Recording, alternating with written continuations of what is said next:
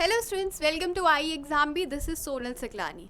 सो इस साल की the most awaited vacancy that is NABARD grade A की असिस्टेंट मैनेजर की वैकेंसी फाइनली आउट हो चुकी है। उसका नोटिफिकेशन आउट हो चुका है और इसका जो फॉर्म फिलिंग है वो भी स्टार्ट हो चुका है from the 2 September. Last that is 23 सितंबर और इसका जो टेंटेटिव डेट है for the prelims exam that is the 16 अक्टूबर। सो जितने भी स्टूडेंट्स हैं जो भी ये एग्ज़ाम को एम कर रहे हैं वो जल्दी से जल्दी अपना फॉर्म फिल कर लें। फॉर्म फिल करते हुए बहुत सारे स्टूडेंट्स की मेरे पास क्वेरी आई थी कि उनको कुछ ना कुछ बीच में डाउट हो रहा है, कन्फ्यूजन हो रहा है। तो आई थॉट कि why not bring a video on this in order to guide you. So आज के इस सेशन में मैं आपको स्टेप वाइज बताने वाली हूँ कि कैसे फॉर्म आपको फिल करना है। ठीक है। सबसे पहले आप जब नाबार्ड की साइट में जाएंगे वहाँ पर रिक्रूटमेंट वाला जो टैब खोलेंगे तो आप इस पे रीडायरेक्ट हो जाएंगे IBPS की जो साइट है, क्योंकि यही कंडक्ट करवा रहा है नाबार्ड का एग्ज़ाम। तो आप रीडायरेक्ट हो जाएंगे IBPS की साइट पे। इसके लिए डायरेक्ट लिंक भी मैं आपको नीचे डिस्क्रिप्शन बॉक्स में प्रोवाइड कर देंगे हम लोग, तो आप वहाँ से भी डायरेक्टली इस पेज पे आप पहुंच सकते हैं। ठीक है। यहाँ पर you have to click for the new registration, क्योंकि नया रजिस्ट्रेशन आपको करना है इसमें। नए न्यू रजिस्ट्रेशन पे आप क्लिक करेंगे, फिर उसके बाद आप पहुँच जाएंगे इस पेज पे जहाँ पर आप देख सकते हो कि 6 सेक्शंस हैं इसमें। ठीक है। एक एक करके आपको हर एक सेक्शन में अपनी डिटेल्स फिल करनी है। पहला है आपका बेसिक इन्फो। बेसिक इन्फो में आएगा आपका फर्स्ट नेम, फिर यहाँ पर कंफर्म आपको करना पड़ेगा फर्स्ट नेम करेक्टली आप फिल कर रहे हैं कि नहीं, तो वो कंफर्म करता है। फिर मिडिल नेम, लास्ट नेम आप यहाँ पर लिखोगे और फुल नेम ऑटोमेटिकली आपका नीचे लिखा आ जाएगा। ठीक है। उसके बाद आपको मोबाइल नंबर यहाँ पर देना है, वो वाला मोबाइल नंबर देना है जो एक्टिव हो। ठीक है। ऐसे नहीं जिसमें आप रिचार्ज नहीं करवाते, वो वाला मत देना, क्योंकि सारा जो आपके मैसेजेस अलर्ट्स हैं, आपका पासवर्ड, आपका यूज़र आईडी, वो सारा रजिस्ट्रेशन नंबर, वो सारा इसी वाले मोबाइल नंबर पे, और जो आपकी ईमेल आईडी यहाँ पर आप लिखोगे उस पे आएंगे। ठीक है। यहाँ पर बहुत इंपॉर्टेंट है अपना करेक्ट मोबाइल नंबर देना। उसके साथ ही ऑल्टरनेटिव मोबाइल नंबर भी आप दे सकते हो, ये कंपलसरी नहीं है लेकिन आप दे सकते हो to be on safer side. ठीक है। नेक्स्ट है आपका ईमेल आईडी, यहाँ पर आपको लिखना है। डोमेन नेम आप यहाँ पर ऑटोमेटिकली मतलब इसमें ऑलरेडी दे रखे होते हैं @gmail.com, तो वो सारा आप यहाँ से सिलेक्ट कर सकते हो। ठीक है। फिर कंफर्म कर लोगे ईमेल आईडी, सिक्योरिटी कोड डाल के सेव एंड नेक्स्ट पे आपको जाना है। ठीक है।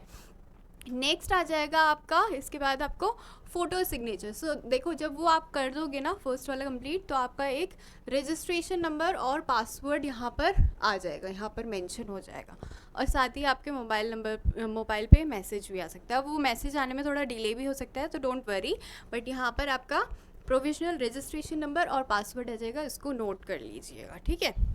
इसके बाद आपको अपनी फ़ोटोग्राफ और अपनी सिग्नेचर, अब इसके लिए भी क्या है, आपको गाइडलाइंस दी गई हैं कि फ़ोटोग्राफ क्या होनी चाहिए, 20 to 50 KB की होनी चाहिए।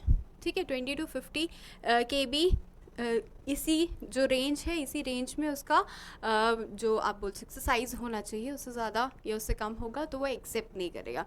सेकेंड थिंग, जो आपका सिग्नेचर है, ठीक है, यहाँ पर क्या है, दूसरी आपको फ़ोटो सिग्नेचर की अपलोड करनी है। सिग्नेचर रनिंग हैंड में होना चाहिए और ब्लैक पेन से वाइट पेपर पे लिखना है। ठीक है।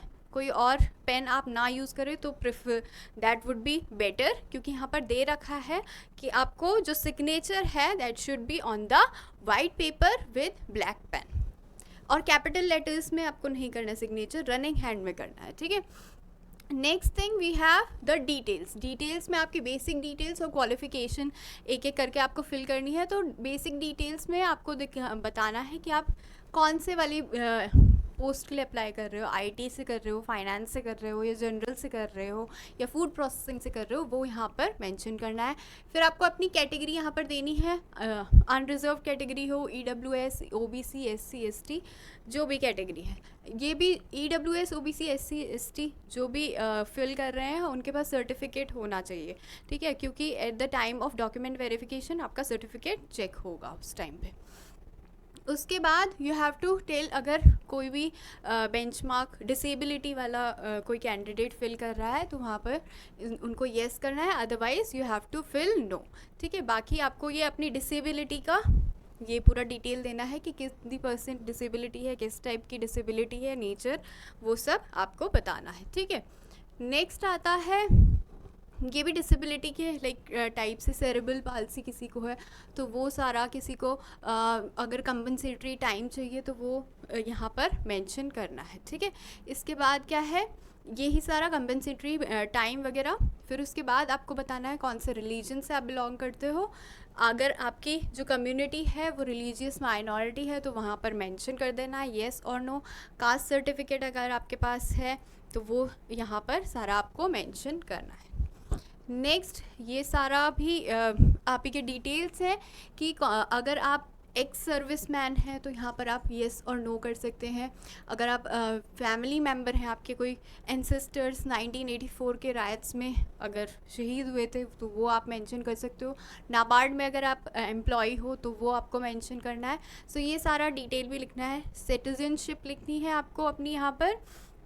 फिर कौन से एग्ज़ामिनेशन आपके सेंटर, कौन से स्टेट के एग्ज़ामिनेशन आप सेंटर चूज़ करोगे वो मेंशन करना है। फिर उसके बाद जो प्रीलिम्स है उसका एग्ज़ामिनेशन सेंटर आप कहाँ चूज़ कर रहे हो, और मेंस का एग्ज़ामिनेशन। मेंस वाले जो होते हैं वो थोड़े कम होते हैं exam centre as compare to pre वाले ज़्यादा होते हैं, तो आप उसके हिसाब से अपने जो भी आपका नियरेस्ट सिटी है उसके हिसाब से आप इसको देख लीजिएगा, ठीक है। फिर आपको डेट ऑफ बर्थ, अपना जेंडर, और अगर आपका कोई ट्विन ब्रदर या सिस्टर है उसके बारे में आपको यहाँ पर लिखना है।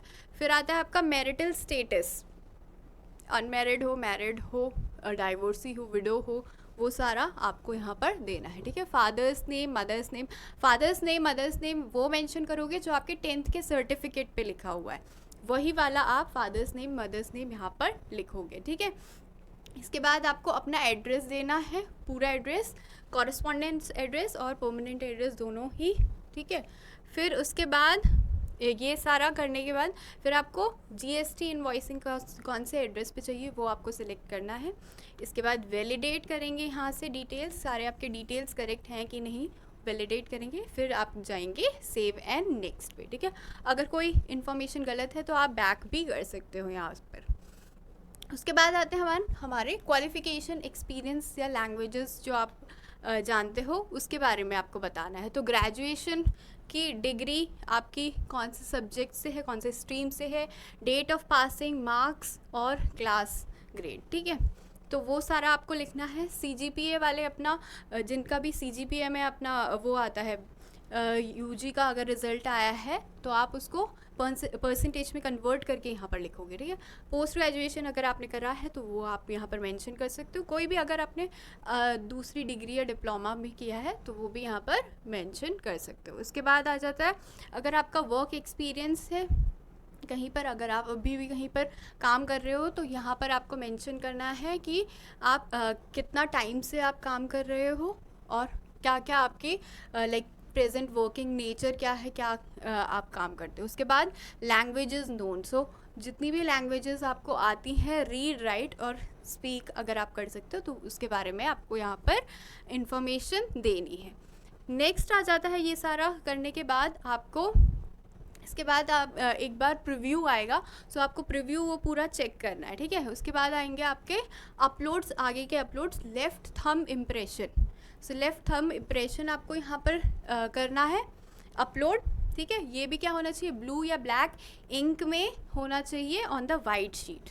और दूसरा है hand written declaration. So hand written जो डिक्लेरेशन है वो यहाँ पर दिया हुआ है, जो नोटिफिकेशन है उसी में मेंशन किया हुआ है हैंड रिटन डिक्लेरेशन। तो ये आपको लिखना है again with black ink pen on white sheet. So यहाँ पर I with your name hereby declare that all the information submitted by me in the application form is correct, true and valid. I will present the supporting documents as and when required.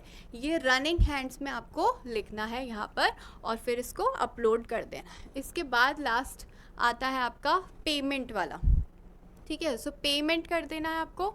जितने भी general category के students हैं उनके लिए 800 rupees है fees plus इसमें GST भी लग रहा है, ठीक है।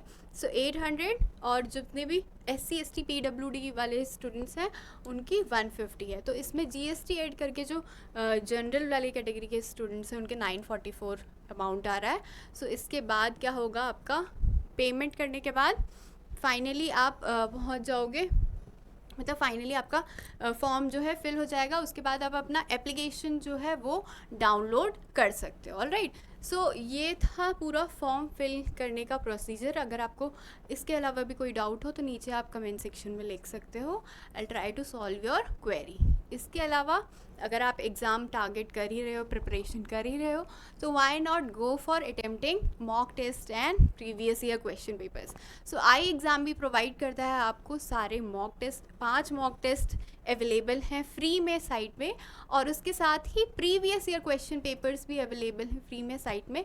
इसके अलावा जो इसकी PDF है, प्रीवियस ईयर क्वेश्चन पेपर अगर आप सॉल्व नहीं करना चाहते हो, सिर्फ देखना चाहते हो कि किस टाइप के क्वेश्चंस आते हैं, तो आप वहाँ पर डाउनलोडेबल फॉर्म में PDF भी अवेलेबल है, आप वहाँ से जाके PDF डाउनलोड कर सकते हो।